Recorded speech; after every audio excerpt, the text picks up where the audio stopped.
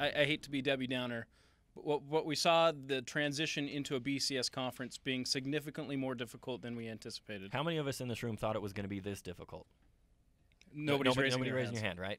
And it's not just Utah. You look at TCU struggling in the Big 12. For Utah to come in and be 4-7 at this point in the season, I'm sure is a big disappointment. I think that just kind of the anticipation of something so great. Like you even hear some media members, I won't mention names, but probably me. You can look right at me talking about a potential Rose Bowl berth, and here we are at 4-7, not even the ability to go to a bowl. It's very disappointing.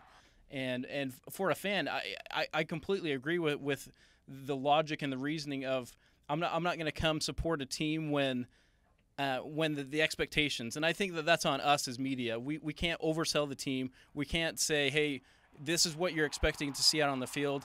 It's going to be a rebuilding year, and the fans are paying money. There's what's keeping the program, and if they don't want to come, then we've done something as media to discourage them from coming. What are you guys' thoughts on that? I mean, I think when you talk about the expectations for Utah potential Rose Bowl, I think that's one of the great things about college sports. We're coming in this year, USC was unanimous #1, and now look at them. I mean, there's a lot of parity. There's a lot of ups and downs and things you can't predict. And on paper, this Utah team was talented. They brought back a lot of good football players, and then they passed the eye test. When I was at fall camp every day, they looked like a pretty good football team. Obviously, they weren't going 100% all the time. Starr and John White were held out of most drills.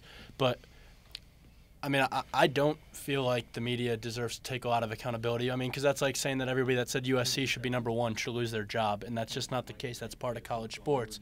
You just can't predict a lot of things. But as a fan, you paid your money to the University of Utah ticket office. You gave them your money, and then you're choosing not to go because of your disappointment in the effort on the team. And we've talked about it time and time again about, especially on the road, the lack of effort that we've seen, the missed assignments. And I for one, am not going to put any blame on the fans for not showing, because they're putting money in. They're still putting the money in the university. But for them not to go, I think that's on us as media. And we need to be accountable for overselling this team. At least me. I'll take accountability. I oversold this team.